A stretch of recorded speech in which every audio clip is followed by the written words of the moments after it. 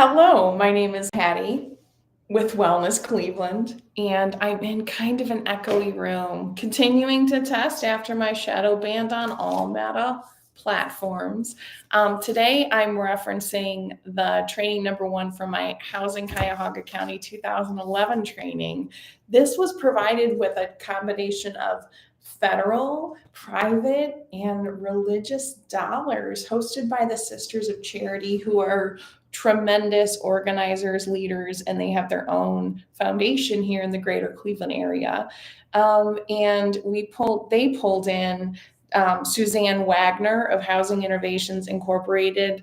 I had the opportunity to work with Suzanne on 2 separate projects, and she was instrumental. Even for someone, she gave words to the theories that I had seen in practice from unlicensed people. So Suzanne has a wonderful way of using the data in large systems, and I'm sure she's got university support in New York City. I can think of a few social work institutions that may indeed be supporting her.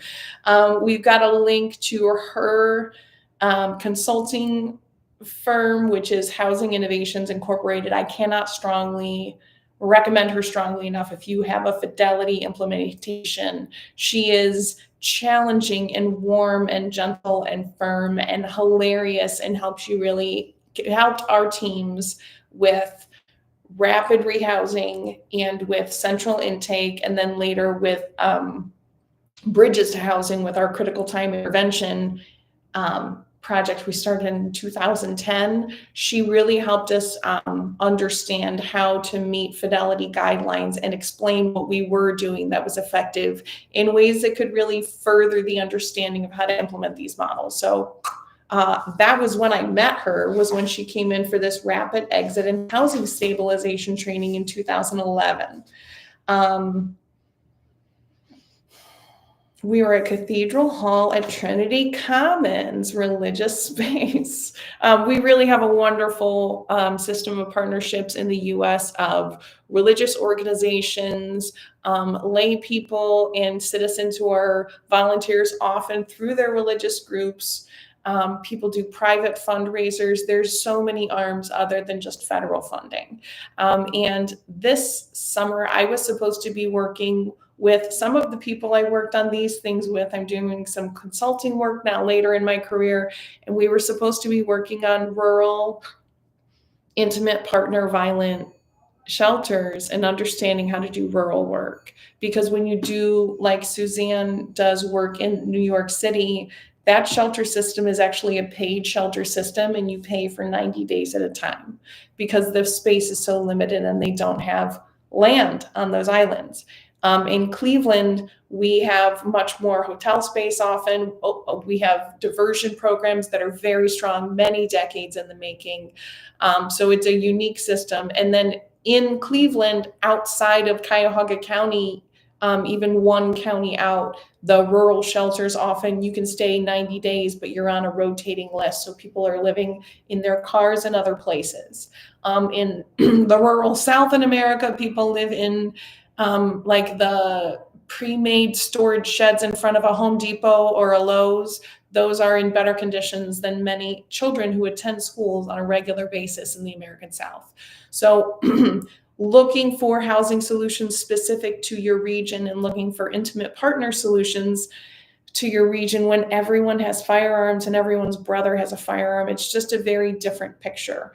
And so understanding how to mentor those kinds of volunteers, there was a National Violence Against Women Act that was funding consultants like me to go in. And so that funding was all cut in the beginning of this year. So we are continuing to do mentoring. Now, I wish I had a great Star Wars analogy for this.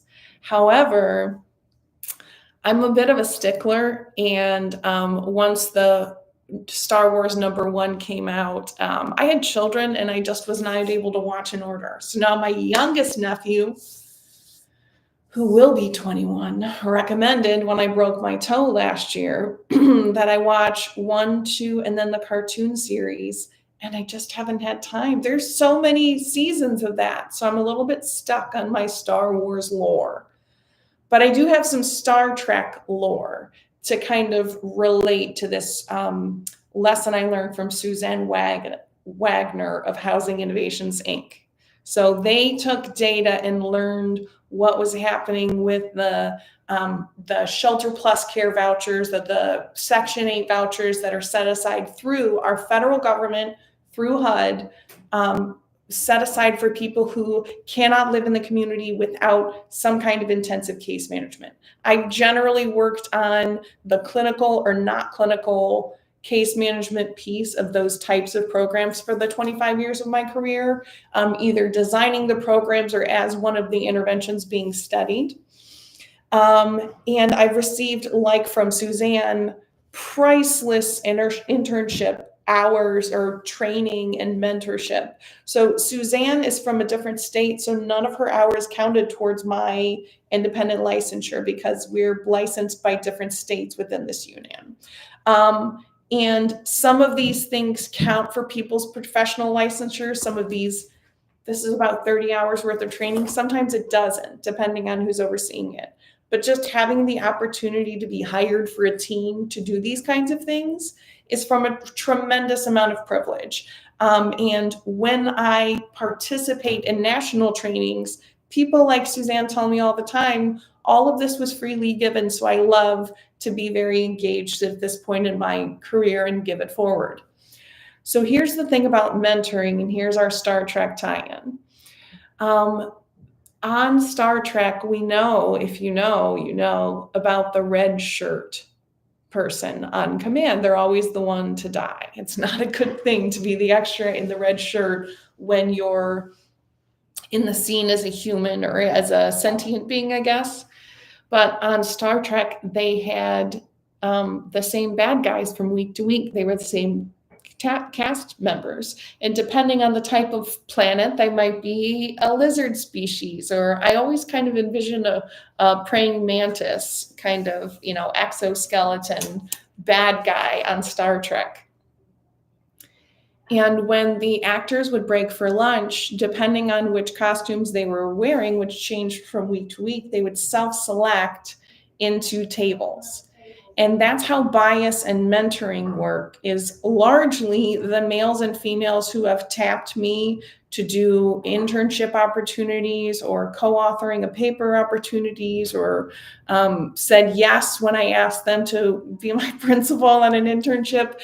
They saw something of themselves in me. And usually because I look younger, and I have this like cheerful attitude, that's something that is culturally programmed into me to interact with people I want to learn from, and that it's safe for me to have a humble attitude and be vulnerable.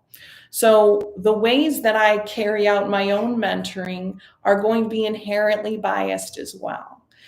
So some of the best programs I've learned from, one I talk about all the time, is High Point, North Carolina.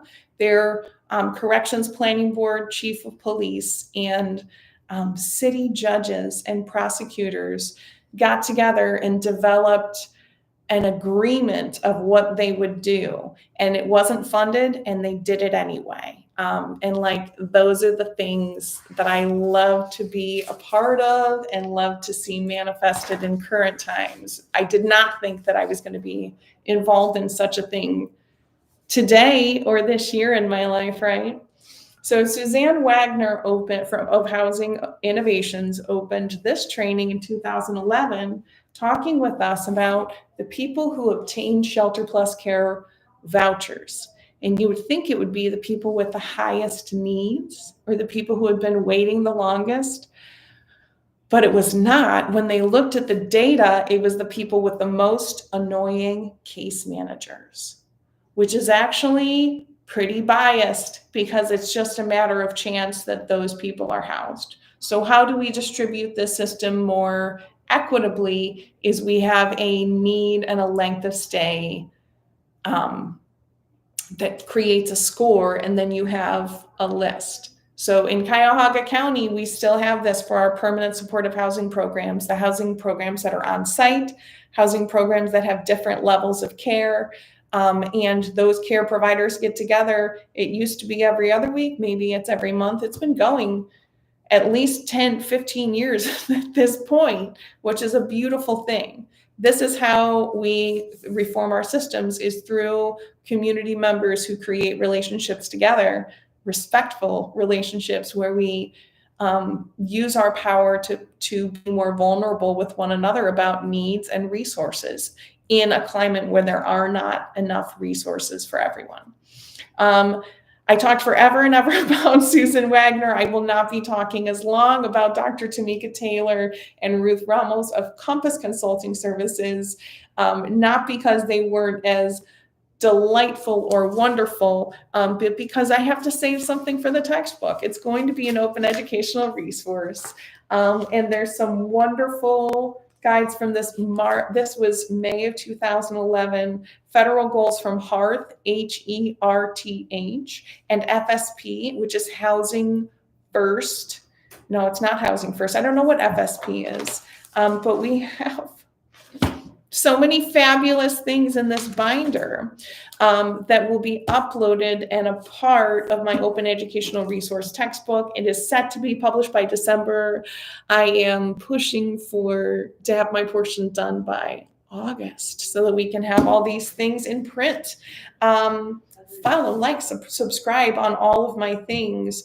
But what I want to leave you with is that no one was like skipping through the daisies. One of my dearest mentors stood up at this training. I'd never met him before and said, I keep hearing all these things about women and children, and I work with unaccompanied men coming out of prison. Will any of these 10 months be about my population? And I just was like, misbehaving. Come on in. But he's one of my dearest friends now. Come on in. Yeah, it's not private. Yeah. Do you want to say hi to YouTube?